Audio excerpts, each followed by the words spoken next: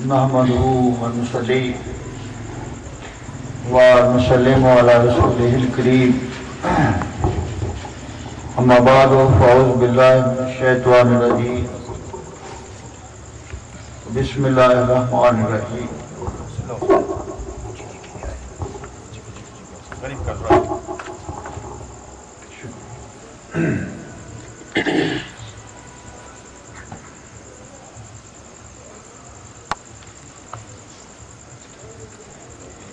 کہ محمد سے وفاتون تو ہم تیرے ہیں، یہ جہاں چیز ہے کیا لوح و قلم تیرے ہیں، مغز قرآن روح ایمان جان دین خست حب رحمت للعالمین۔ آیا کائنات کا معنی دیر یاب تو نکلے تیری تلاش میں کافرہ ہائے رنگ و بو، ہر کجا بینی جہان رنگ و بو، آنکھ آگ خاکش بروید آرزو، یاز نور مصطفیٰ اورا بہاس، یا ہنوز اندر تلاش مصطفیٰ۔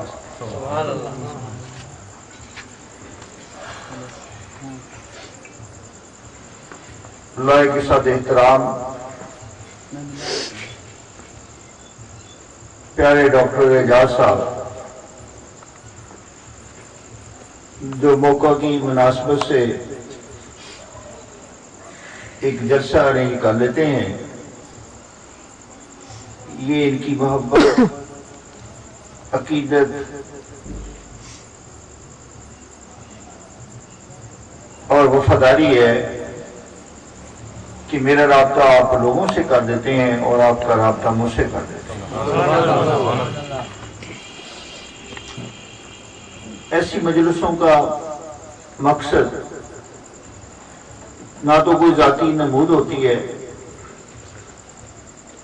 نہ کوئی ذاتی پبلسٹی ہوتی ہے، بلکہ ہمیں یہ فائدہ ہوتا ہے کہ ایک ماس انسانوں کا گروہ اکٹھ کی شکل میں مل جاتا ہے، جن تک ہم اگر چاہیں تو پیغمبر رسالت مآب صلی اللہ علیہ وسلم کی سیرت کی ضیاء پاشیاں آپ تک پہنچا سکیں اور کسی پیغام کے ذریعے آپ کے عمل کو متحرک کر سکیں اور آپ کی سوچوں کو بلند کر سکیں۔ سبحان اللہ، سبحان اللہ۔ ایسی مجلسوں میں رسمن نہیں آنا چاہیے، خانہ پوری کے لیے نہیں آنا چاہیے، کیونکہ وقت بہت قیمتی ہے اور زندگی کا ایک ایک لمحہ قابل قدر ہے۔ آنے والوں کی نیت میں یہ ہونا چاہیے کہ ہم ایک پاک مجلس میں جا رہے ہیں، ذکر حبیب کی محفل میں جا رہے ہیں، ہو سکتا ہے کوئی وہاں ایسا نقطہ مل جائے، ایسا لایا عمل مل جائے، ایسا طریقہ زندگی مل جائے جس سے میری دنیا بھی سنور جائے اور آخرت بھی سنور جائے، یا کسی مرد کامل کی نشاندہی ہو جائے، یا کسی بندہ مومن کی مجھے زیارت ہو جائے، یا شیخ کامل سے میری روحانی وابستگی ہو جائے اور میری زندگی میں ایک روحانی اخلاقی اور شرعی انقلاب آ جائے۔ یہ ہونا چاہیے آنے والوں کا مقصد، رسمن تکلفن وقت کٹی کے لیے نہیں آنا چاہیے محفلوں میں، اور جتنا عرصہ بیٹھیں توجہ سے تندہی سے بیٹھنا چاہیے، سننا چاہیے، اور جو نقطہ کو مل سکے اس کو اپنی زندگی میں گھر جا کر عملی پہلو اختیار کرنا چاہیے۔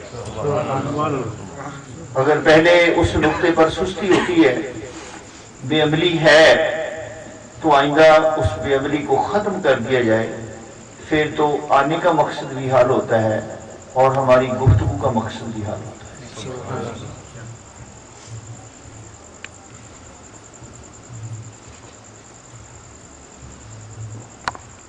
یہ کائنات اللہ تعالیٰ نے بہت خوبصورت بنائی ہے. جس دنیا میں ہم رہ رہے ہیں گلوں اور پھولوں سے سجائی گئی ہے، آسمانوں کو ستاروں سے منور کیا گیا ہے.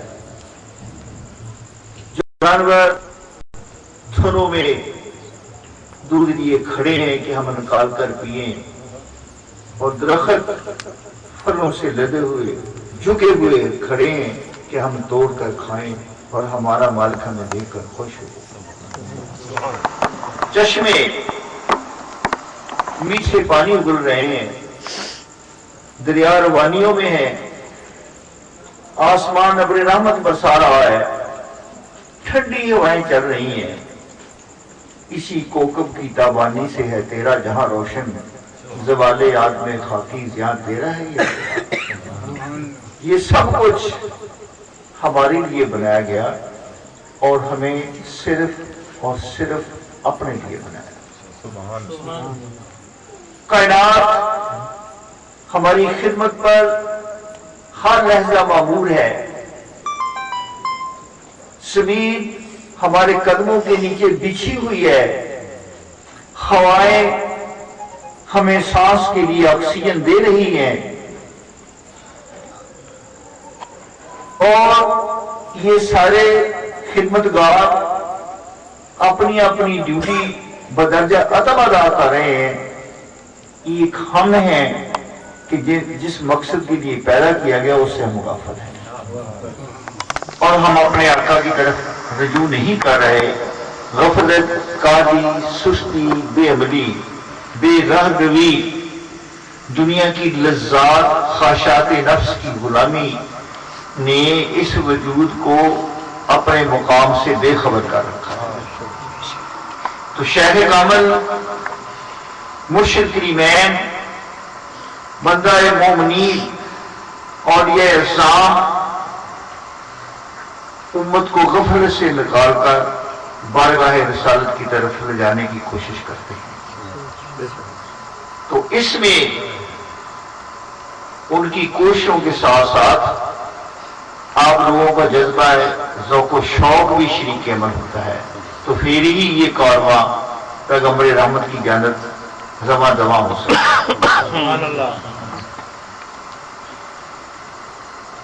قرآن پاک میں اللہ تعالیٰ نے یہ فرمایا، قل ان کنتم تحبون اللہ فاتبعونی یحببکم اللہ.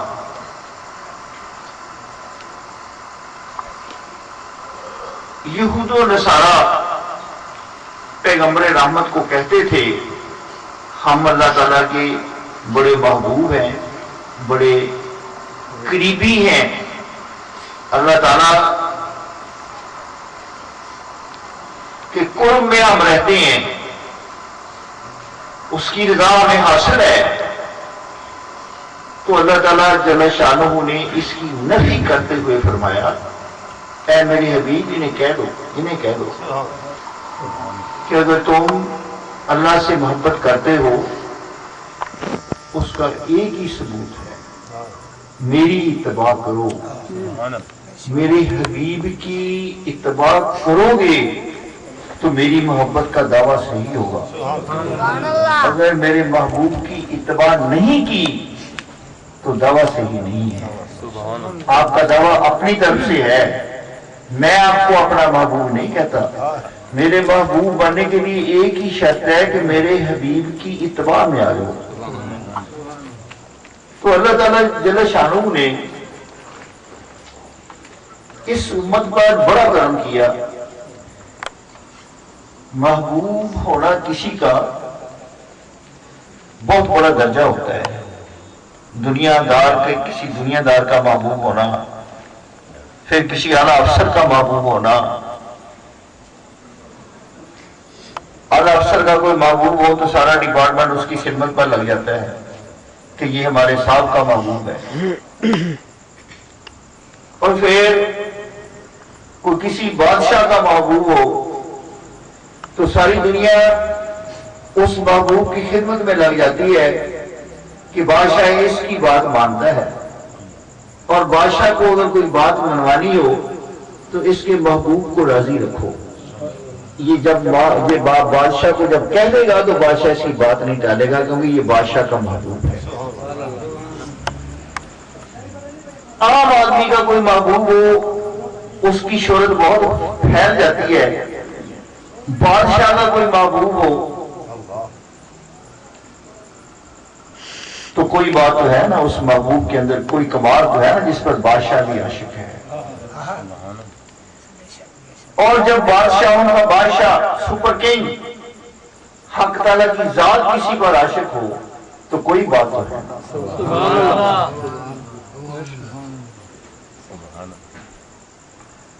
نازا ہے جس پہ حسن وہ حسن رسول ہے، کہکشاں تو آپ کے قدموں کی دھول ہے، اے راہروان عشق سر کے بل چل، طیبہ کی خاک کا کانٹا بھی پھول ہے۔ تو اگر اللہ پاک کی ذات کسی بندے پر عاشق ہو جائے تو کوئی بات تو ہے نا، کوئی بات تو ہے کہ حق تعالیٰ کی ذات بھی اس پر عاشق ہو گئی، سراپا حسن بن جاتا ہے جس کے حسن کا عاشق۔ علامہ صاحب نے لکھا ہے سراپا حسن، اللہ تعالیٰ کی ذات سراپا حسن ہے، حسن ہی حسن، ہر نقص سے پاک ذات باری تعالیٰ ہے، جو ہر نقص سے پاک ہو وہ حسن کامل ہوتا ہے۔ حسن کامل، سراپا حسن، سراپا حسن جس کے حسن پہ عاشق، اے دل ایسا بھی کوئی حسین دیکھا ہے دنیا کی حسینوں میں؟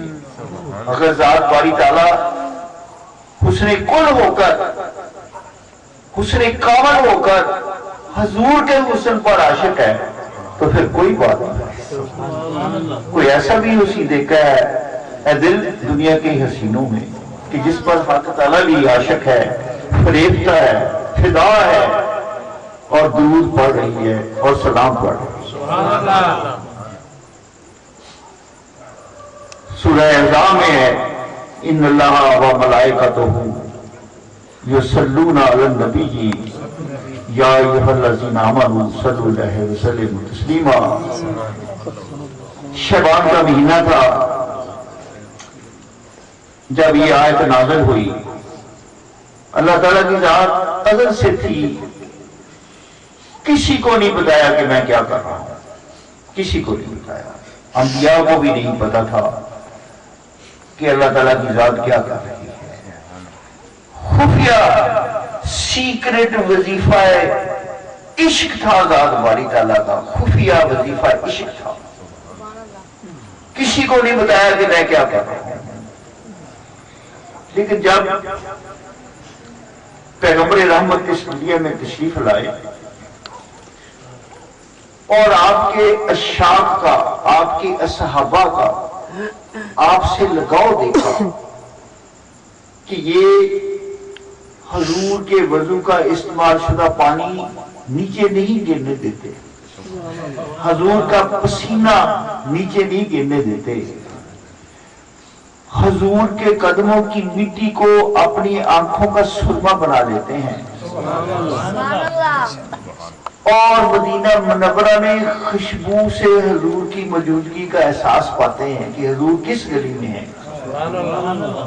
اور حضور کے بال مبارک کو سنبھال کے رکھ لیتے ہیں، اور حضور کے بول مبارک یعنی پیشاب کو وہ اس طریقے سے ارینج کرتے ہیں کہ اگر پیغمبر رحمت کسی صحابی کے گھر میں گیا اور وہاں آپ کو حاجت رفع ہوئی، پیشاب کی حاجت ہوئی، تو اس صحابی نے اس کمال کے ساتھ بیت الخلاء حضور سے استعمال کروایا کہ ایک پائپ رکھ دی، ایک پر نالا رکھ دیا، اور اس پیشاب کا ہر قطرہ آقا صلی اللہ علیہ وسلم کا برتن میں گیا، وہ پاک صاحب برتن رکھ دیا، اور اس میں ہر قطرے کو اکٹھا کر کے اس نے پی لیا، اور جب پیغمبر رحمت کو پتہ چلا تو آپ نے فرمایا اس کی 7 نسلوں پر دوزخ کی آگ حرام ہے۔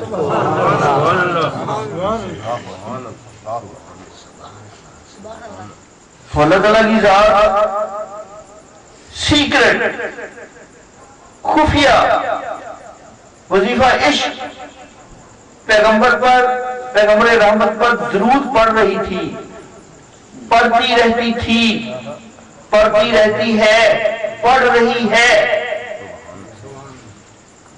کسی پیغمبر کو نہیں بتایا، کسی پیغمبر کے امت کو نہیں بتایا، لیکن جب حضور تشریف لائے اور حضور کے امتیوں کی شان دیکھی، ان کے لگاؤ کو دیکھا، ان کی محبت بری اداؤں کو دیکھا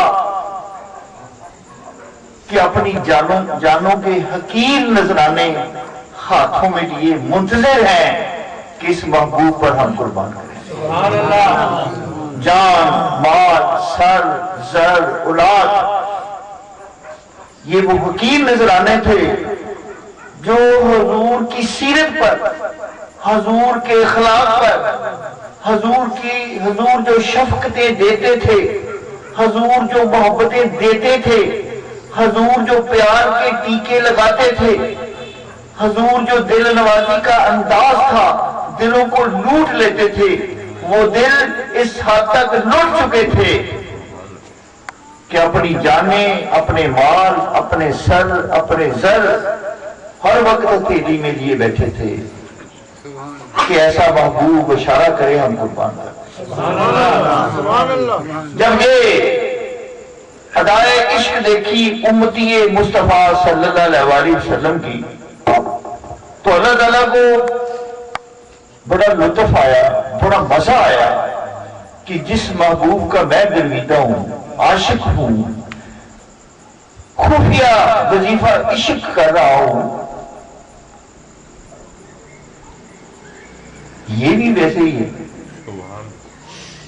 چھپ چھپ کے حضور کو یاد کرتے ہیں، حضور کی یاد میں آنسو لگاتے ہیں، حضور اگر کہیں نظر نہ آئے تو مدینے کی گلیوں میں پاگلوں کی طرح پھر رہے ہیں، دیوانوں کی طرح ڈھونڈ رہے ہیں حضور کو۔ اگر کہیں حضور پہاڑوں کی طرف نکل گئے ہیں تو سارے صحابہ پیچھے ڈھونڈ رہے ہیں۔ تو آپ نے اللہ تعالیٰ کی ذات نے جب یہ سسٹم دیکھا تو ڈکلیئر کر دیا، اعلان کر دیا کہ میں اور میرے فرشتے پیغمبر رحمت پر ہم درود اور سلام بھیج رہے ہیں۔ اے ایمان والو، کامان، اے میرے ہم خیالو، اے میرے ہم مسل کو، اے ایک ہی محبوب کے عاشقو، تم بھی ہو اور میں بھی ہوں، ہم کلاس فیلو ہیں، ہم ایک گروہ کے تعلق رکھنے والے ہیں، ہمارا مقصود ایک ہے، ہماری منزل ایک ہے، میں بھی اس محبوب پر قربان ہوں، تم بھی قربان ہو، تو پھر علیحدہ علیحدہ کیا، آؤ مل کر میں بھی ضرور بھیجتا ہوں آپ کو۔ نعرہ تکبیر، نعرہ رسالت، نعرہ حیدری، نعرہ غوثیہ، نعرہ تحقیق۔ ان اللہ و ملائکتہ، بے شک اللہ تعالیٰ اور اس کے فرشتے پیغمبر رحمت پر درود بھیجتے ہیں، ٹائم نہیں بتایا کب سے بھیج رہے ہیں، ازل سے بھیج رہے ہیں، جب کوئی بھی نہیں تھا، کچھ بھی نہیں تھا، اس وقت بھی اللہ کی ذات حضور پر درود بھیجی۔ فرمایا کامان جائیں بھی میرے ساتھ شامل ہو جاؤ، آ جاؤ، ہم یک زبان ہو کر اس محبوب پر درود بھیجے اور اس کے ترانے گائیں۔ اور اس امت پر اللہ تعالیٰ نے تخصیص کے ساتھ محبوب ہونے کا نسخہ، اپنے محبوب ہونے کا نسخہ صرف اس امت کو دیا، کسی کو اپنا محبوب نہیں بنایا سوائے حضور کے۔ اور کسی امتی کو محبوب ہونے کی دعوت نہیں دی سوائے حضور کے امتی کو. قل ان کنتم تحبون اللہ، اے میرے حبیب، اے میرے محبوب، انہیں کہہ دو اگر تم اللہ کے محبوب آنا چاہتے ہو تو میری اتباع کرو. ادھر میری اتباع کرو گے، ادھر خدا کے محبوب بن کے نکلتے جاؤ. محبوب ہونے کا سٹینڈرڈ، محبوب ہونے کا طریقہ، محبوب بننے کا نسخہ اس امت کے سوا کسی امت کو نہیں دیا. اور پھر فرمایا یا بنی اسرائیل اذکروا نعمتی، اے بنی اسرائیل میری نعمتوں کو یاد کرو. ان کو حکم دیا نعمتوں کو یاد کرنے کا، اور اس امت کو کیا کہا؟ فاذکرونی اذکرکم، تسی مینوں یاد کرو میں تانوں یاد کروں. کسی امت کو یہ سٹینڈرڈ نہیں دیا. کسی نبی اور اس کی امت کو یہ معیار نہیں دیا کہ میں تمہیں یاد کروں گا. یہ حضور کے امتی کو شان دی ہے کہ اے امتی، اے گناہگار امتی، تو مجھے ایک دفعہ یاد کرے گا میں تجھے 10 دفعہ یاد کروں. فاذکرونی اذکرکم، تسی مینوں یاد کرو میں تانوں یاد کروں. میں یاد کراں گا. کوئی بادشاہ کسی ہاری کو، کسی مزدور کو، کسی عرابی کو، کسی غریب کو یاد کرے شاہی محلوں کے اندر، تو اس مزدور، اس ہاری، اس عرابی کی کتنی عظمت ہو جاتی ہے. اور اللہ تعالیٰ کی ذات اگر فرشتوں کی پاک محفل میں امتی مصطفیٰ کو 10 گنا زیادہ یاد کر رہا ہو. فاذکرونی اذکرکم، اے میرے حبیب کے امتیوں آپ مجھے یاد کرو، میں تمہیں یاد کروں گا. تم میرا تذکرہ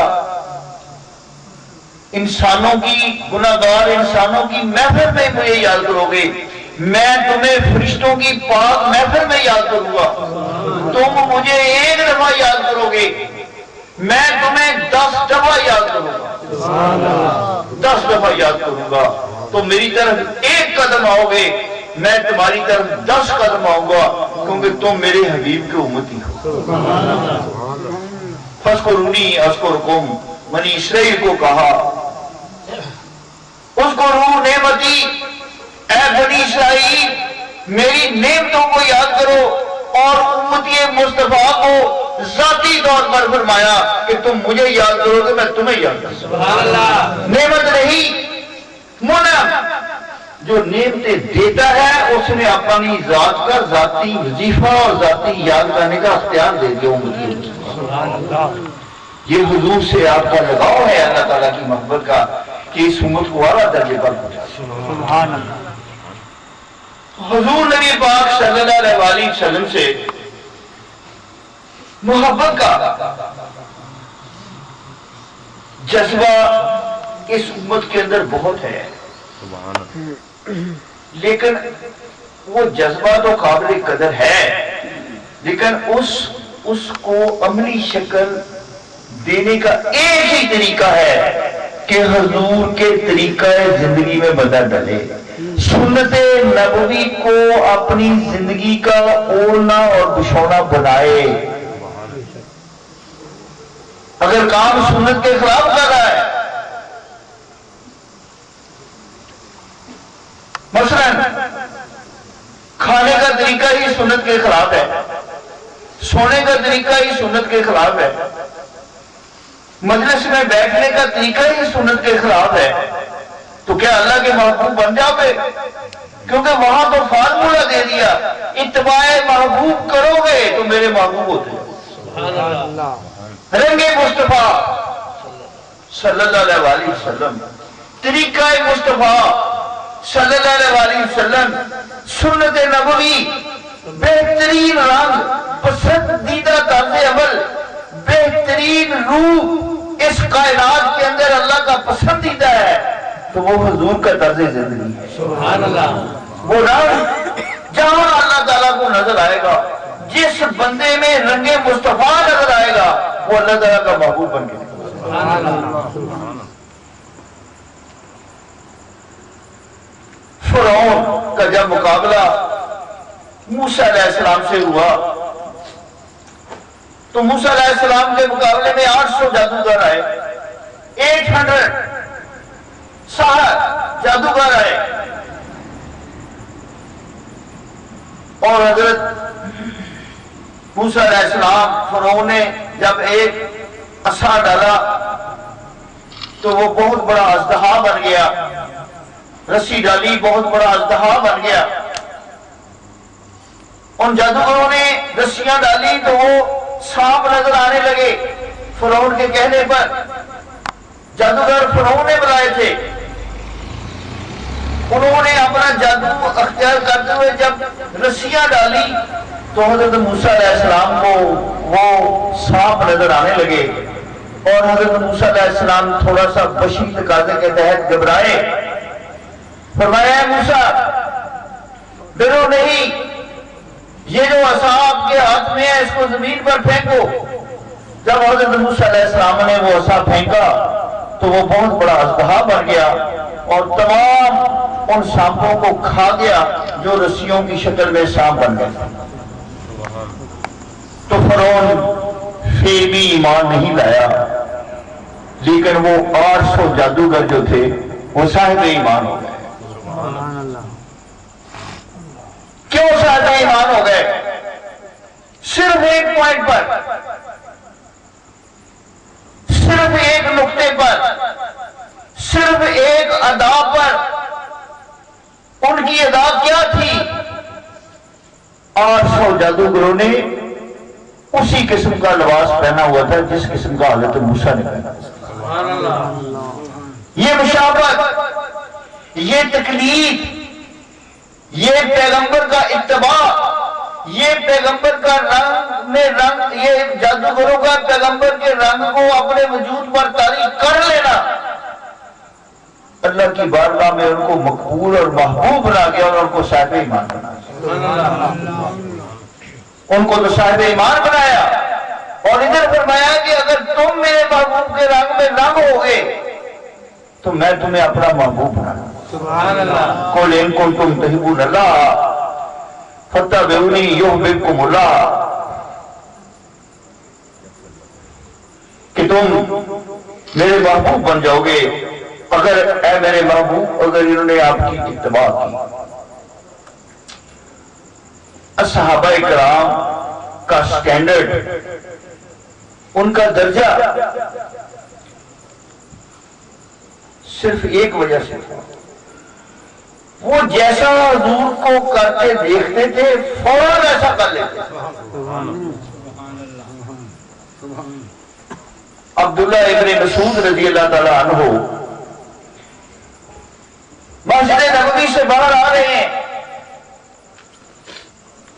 جمعے کا خطبہ ہو رہا ہے، پیغمبر رحمت ممبر پر تشریف فرمائے،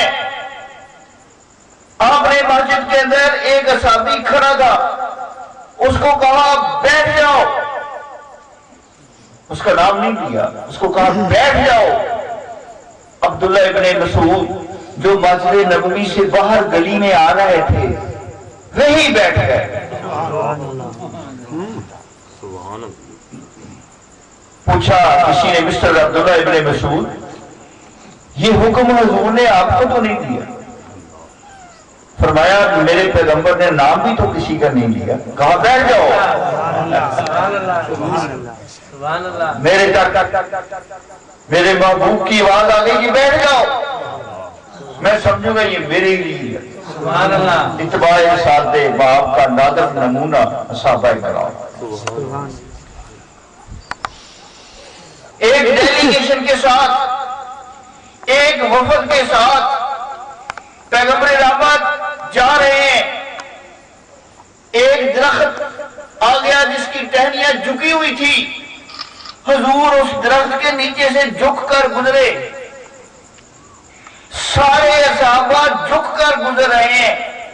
حضرت علی جن کا قد چھوٹا تھا، جو ٹہنیوں سے بہت نیچے تھے، وہ بھی جھک کے گزر رہے ہیں، وہ بھی جھک کے گزر رہے ہیں۔ کیوں؟ اس لیے کہ حضور جھکے ہیں، انہیں ٹہنیوں سے قد نہیں کہ میرے سر کو لگ رہی ہے یا نہیں، وہ تو چھوٹے تھے، ٹہنیوں اوپر تھی، لیکن وہ اس لیے جھکے ہیں کہ پیغمبر رحمت جھکے تھے۔ قل ان کنتم تحبون اللہ فاتبعونی یحببکم اللہ، اے میرے حبیب انہیں کہہ دو کہ اگر اللہ سے محبت کرتے ہو، اللہ کے محبوب ہونا چاہتے ہو تو میری اتباع کرو، میں انہیں محبوب ہوں۔ پیغمبر رحمت ایک ڈیلیگیشن کے ساتھ جا رہے ہیں، آگے سے زمین سلپری تھی، تلکن بازی تھی، تھوڑا کیچڑ تھا، حضرت صلی اللہ علیہ وسلم تھوڑا پھسلے، سارے صحابہ پیچھے سے پھسلتے ہوئے جا رہے ہیں، حالانکہ ادھر جگہ خشک ہے، ادھر جگہ خشک ہے، ادھر خشک جگہ سے نہیں گزر رہے، گزرنا بھی وہیں سے ہے جہاں سے حضور گزرے ہیں، اور پھسلنا بھی ویسے ہی ہے جیسے حضور پھسلے۔ محبت اتباع سے پیدا ہوتی ہے۔ حضور سے محبت اگر کرنی ہے، اگر سمجھتے ہیں کہ حضور سے محبت ہے آپ کو، اگر کہتے ہیں کہ حضور کے عاشق ہیں، تو عشق یہ صرف جلسے کرنے کا نام نہیں، یہ گلیوں کو جھنڈیوں سے سجانے کا نام نہیں، یہ خوبصورت سٹیج بنا لینے کا نام نہیں، یہ چند دیگے پکا کر کھلا دینے کا نام نہیں۔ پہلی ریکوائرمنٹ عشق کی محبوب کے حکم کی تعمیل ہے۔ یہ جو کچھ کر رہے ہیں یہ آپ اپنی مرضی سے کر رہے ہیں، گلیاں آپ اپنی مرضی سے سجا رہے ہیں، دیکھیں آپ اپنی مرضی سے پکا رہے ہیں، جو حضور نے کہا وہ کرو، وہ اس مرضی سے زیادہ افضل ہے، وہ حضور کی مرضی۔ نعرہ تکبیر، نعرہ رسالت، نعرہ حیدری۔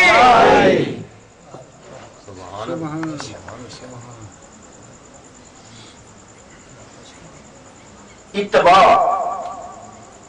سنت دنیا کا بہترین ماڈل، انسان کامل، دنیا کا بہترین نظام، پرفیکٹ موڈ آف لائف، کامل زندگی کا نمونہ کائنات کے اندر حضور کے سوا کہیں نہیں۔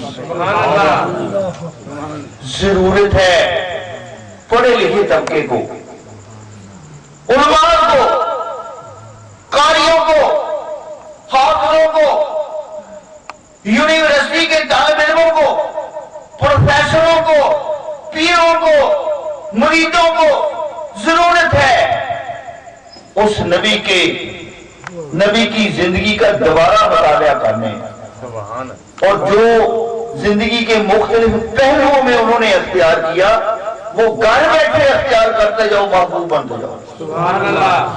بغیر دین کے، بغیر عالم دین کے، بغیر رہنما کے، بغیر قائد کے، اگر حضور کی زندگی میں ڈالتے جاؤ گے، حضور کی زندگی ایسا سچا اور سانچا ہے جس میں ڈالنے والا اسلام کا مطلوبہ مرد مومن بن کے نکلتا ہے۔ سبحان اللہ۔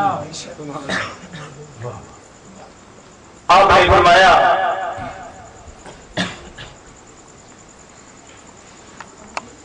کہ جس نے قطع رحمی کی وہ ہم میں سے نہیں۔ پیغمبر رحمت مسجد نبوی میں بیٹھے ہوئے ہیں، صحابہ بیٹھے ہوئے ہیں، آپ نے ایک سینٹنس فرمایا، جس نے قطع رحمی کی، رشتے داروں سے بول چال ختم کر دی، میل جوڑ ختم کر دی، وہ ہم میں سے نہیں۔ ایک سینٹنس فرمایا اور خاموش ہو گئے۔ ایک صحابی اس مجلس سے اٹھا، وہ مدینہ میں سیدھا اپنی خالہ کے گھر گیا جس سے 30 سال سے بول چال ختم تھی۔ اس نے دستک دی، خالہ دروازے کی چوکھٹ پر آئی اور اپنے بھانجے کو دیکھ کر اس کا چہرہ چاند کی طرح کھل اٹھا۔ اس نے اپنے بھانجے کی پیشانی کو بوسہ دیا، اس نے خالہ کے ہاتھوں کو بوسہ دیا اور کہا خالہ جان معاف کر دو، میرے سارے گناہ ہمارے سارے معاف کر دو، آئندہ ہم آپ سے میل جول رکھیں۔ وہ واپس چلا گیا، صحابہ بیٹھے ہیں۔ پیغمبر رحمت نے پوچھا کہ کہاں گئے تھے؟ فرمایا یا رسول اللہ صلی اللہ علیہ وسلم، جب آپ نے فرما دیا جو قطع رحمی کرے وہ ہمیں سے نہیں، اے اللہ کے حبیب میں نے سوچا کہ ہم تو حضور کے گروہ سے ہی نہیں ہیں، حضور کے گروہ سے ہم خارج ہو گئے، میدان دنیا میں بھی میدان آخرت میں بھی، کیونکہ اللہ کے حبیب کی سٹیٹمنٹ، آپ کا ارشاد اس دنیا میں بھی اتنا ہی سچا ہے جتنا آخرت میں۔ تو یا رسول اللہ خالہ سے ہمارے تعلقات منقطع تھے 30 سال سے، اے اللہ کے حبیب جب آپ نے یہ فرمایا کہ قطع رحمی کرنے والا ہم میں سے نہیں، یا رسول اللہ میں خاموشی سے اٹھا اور اپنی خالہ کے گھر گیا، دستک دی، خالہ باہر آئی، میں نے اس کے ہاتھوں کو بوسہ دیا اور ساری کیا اور خالہ نے مجھے گلے لگایا۔ یا رسول اللہ اس کے بھی آنسو آ گئے، میرے بھی آنسو نکل۔ یہ تھی صحابہ کی اتباع، محبت رسول، عشق رسول۔ محبت رسول کا دوسرا ترجمہ، محبت رسول کا دوسرا معنی اتباع رسول ہے۔ اتباع رسول ہے تو محبت رسول ہے، ورنہ کوئی نہیں۔ دعویٰ جھوٹا ہے، سٹیٹمنٹ غلط ہے، اظہار غلط ہے۔ اگر اتباع نہیں، محبت رسول، عشق رسول کا دوسرا ایک ہی معنی ہے اتباع رسول۔ اسی طریقے سے حضرت صلی اللہ علیہ وسلم ایک دفعہ ایک گلی میں سے گزر رہے تھے، ایک صحابی نے ڈبل سٹوری پکا مکان بنایا اس وقت، اور اس مکان کے اوپر باہر پھول اور بوٹے نکالے ڈیکوریشن کرنے کے لیے، سجانے کے لیے۔ اللہ کے حبیب اس گلی میں سے گزرے، پوچھا یہ مکان کس کا ہے؟ فرمایا یا رسول اللہ یہ فلاں صحابی کا ہے۔ آپ نے ناپسند کیا کہ میرا صحابی